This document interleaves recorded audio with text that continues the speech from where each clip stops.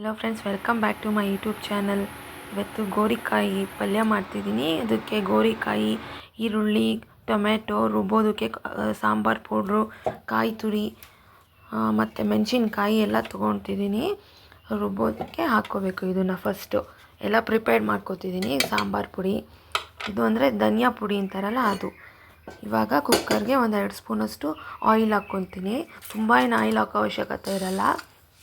ಸಾಸಿವೆ ತುಂಬ ಚೆನ್ನಾಗಿರುತ್ತೆ ಗ್ರೇವಿ ಇದು. ಈರುಳ್ಳಿ,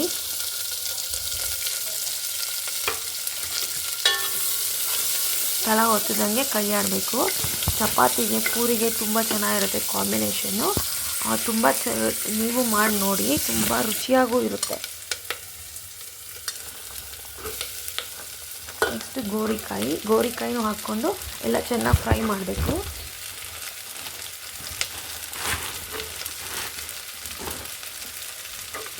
ಪ್ರತಿದಿನ ಚಪಾತಿಗೆ ಮತ್ತು ರೊಟ್ಟಿಗೆ ಏನಾದರೂ ಕಾಂಬಿನೇಷನ್ ಮಾಡಲೇಬೇಕು ಪಲ್ಯವನ್ನು. ಇದು ಒಂದು ರೀತಿ ಮಾಡಿ ನೋಡಿ, ತುಂಬಾ ಟೇಸ್ಟಿಯಾಗಿರುತ್ತೆ. ನೆಕ್ಸ್ಟ್ ಗೋರಿಕಾಯಿ ಹಾಕಿ ಚೆನ್ನಾಗಿ ಫ್ರೈ ಮಾಡಬೇಕು. ಆನಂತರ ಒಂಚೂರು ಜೀರಿಗೆ ಸೇರಿಸ್ತಿದ್ದೀನಿ ನಾನು. ನೆಕ್ಸ್ಟು ಗೋರಿಕಾಯಿ ಎಲ್ಲ ಸ್ವಲ್ಪ ಮಾಗಿದ್ಮೇಲೆ ಟೊಮೆಟೊ ಒಂದು 2 ತೊಗೊಂಡು, 3 ಹಾಕ್ಬೋದು. ನಾನು 2 ತೊಗೊಂಡಿದ್ದೀನಿ.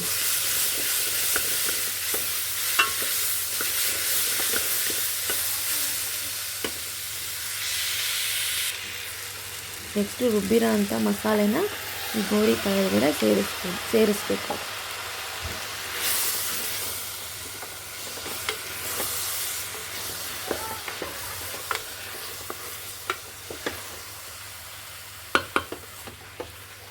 ಈ ಥರ ಎಲ್ಲ ಮಿಕ್ಸ್ ಮಾಡಿದ್ಮೇಲೆ ಒಂದು ಸ್ವಲ್ಪ ನೀರು ಸೇರಿಸ್ಬೇಕು. ನಿಮಗೆ ತುಂಬ ತೆಳುವಾಗಬೇಕು ಅಂದರೆ ಸ್ವಲ್ಪ ಜಾಸ್ತಿನೇ ಸೇರಿಸ್ಬೇಕಾಗುತ್ತೆ. ನಾನೊಂದು ಮೀಡಿಯಮಾಗಿ ಸೇರಿಸ್ತಿದ್ದೀನಿ. ನಂತರ ಕಲ್ಲು ಉಪ್ಪು ಮತ್ತು ಚಿಟಕಿ ಬೆಲ್ಲನೂ ಹಾಕ್ತೀನಿ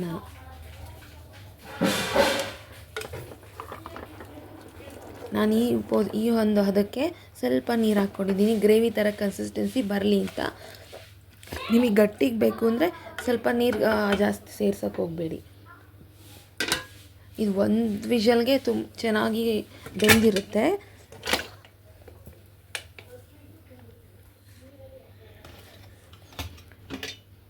ನೋಡಿ ಎಷ್ಟು ಚೆನ್ನಾಗಾಗಿದೆ. ನೀವು ಟ್ರೈ ಮಾಡಿ ಹೇಗಿತ್ತು ಅಂತ ತಿಳಿಸಿ. ಮತ್ತೊಂದು ವಿಡಿಯೋ ಜೊತೆ ಸಿಗ್ತೀನಿ. Thank you for watching my channel. ಹೊಸ್ದಾಗಿ ನೋಡೋರು